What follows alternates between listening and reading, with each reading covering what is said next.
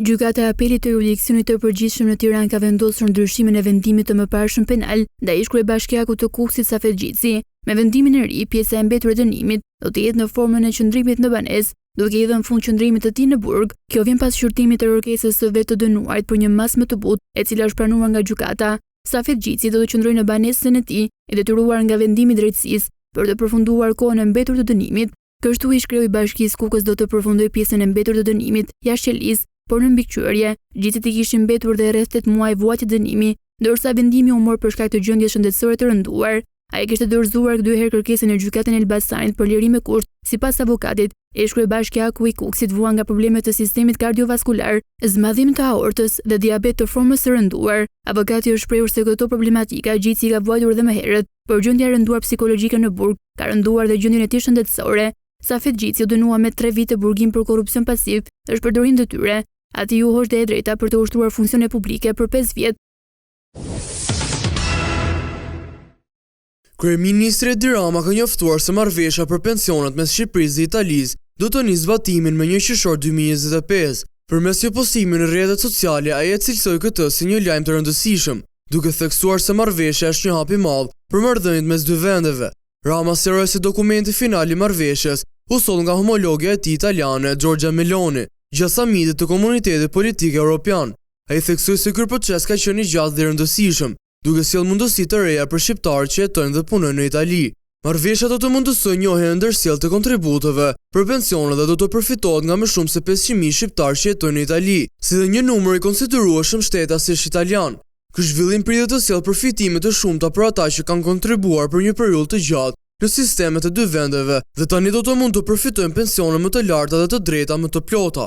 Rama e quajti këtë marrëveshje një hap të rëndësishëm në forcimin e marrëdhënieve mes Shqipërisë dhe Italisë, si një mundësi për përmirësimin e kushteve të jetesës për qytetarët shqiptar në Itali.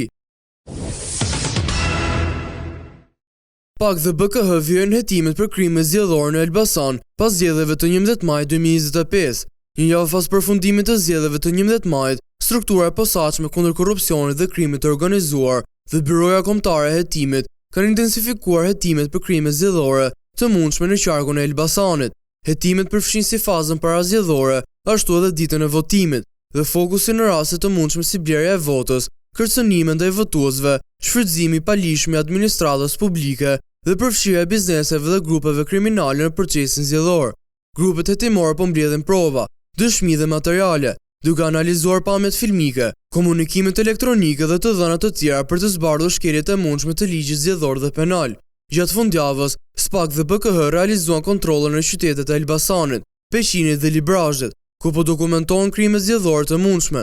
Ky rajon ka qenë në monitorim të vazhdueshëm nga strukturat e zbatimit të ligjit. PAK ka theksuar se do të ndjek penalisht çdo individ apo grup që ka tentuar të cënojë integritetin e votës dhe besimin e qytetarëve në procesin demokratik. Institucioni ka siguruar se hetimet do të mbeten të paanshme dhe të vendosura për të garantuar drejtësinë dhe integritetin e zgjedhjeve. Me urdhër të prokurorisë së posaçme i është sekuestruar telefoni i ish-kryebashkiakut të Kavajës Elvis Roshi si pjesë e hetimeve për krime zgjedhore. Policia bën me dje një njoftim zyrtar se Drejtoria për hetimin e krimeve ekonomike dhe financiare dhe Drejtoria e Forcës së Posaçme Operacionale në Departamentin e Policisë Kriminale të Policisë së Shtetit, në bashkëpunim me oficerët e BKH-s, në funksion të procedimit penal numër 82 i vitit 2025, ekzekutuan vendimin e datës 17/5/2025 në gjykatën e posaçme të shkallës së parë për korrupsionin dhe krimin organizuar, për kontrollin fizik dhe atë në banesat e 5 shtetasve. Gjatë kontrollit të ushtruar ndaj shtetasit Elvis Roshit, 50 vjeç, banues në Kavaj, ju bllokua telefonet celular, se dhe një ambient në pronësi të tij u gjetën dhe u sekuestruan fatura, kupona nafte dhe lista zgjedhësish. Shtetasve Orges Sinella, 38 vjeç, tek Roshi, 44 vjeç, të dy banues në Kavaj, dhe shtetasi Taulant Hasa, 35 vjeç, banues në Qerret Durrës, policia u sekuestroi telefonat celular, ndërsa shtetasit Mirel Sinella, 37 vjeç, banues në Kavaj, policia sekuestroi një DVR, kupona nafte dhe një pistolet manovër. Këta shtetas dyshohen për korrupsion aktiv në zgjedhje dhe hetimet në kuadër të procedimit penal vijojnë. Përfundon vlerësimi dhe numërimi i votave për 12 qarqe, vazhdon procesi për disa qarqe të tjera. Komisioneri shtetëror i zgjedhjeve, Ilirian Celibashi, ka njoftuar se procesi i vlerësimit dhe numërimit të fletëve të votimit nga diaspora ka përfunduar. Për 12 qarqe të vendit, ai shtoi se votat janë numëruar dhe vlerësuar për subjektet zgjedhore dhe kandidatët e votimit preferencial. Në një deklaratë për media, Celibashi theksoi se procesi ka përfunduar për qarqet Durrës, Tiranë, Shkodër, Fier, Lezhë, Dibër, Elbasan, Vlorë, Berat, Gjirokastër, Korçë dhe Kukës. Po ashtu ai bëri me dije se procesi i numërimit dhe vlerësimit të votave për kandidatët e votimit preferencial do të vijojë në qarqet e tjera të mbetura.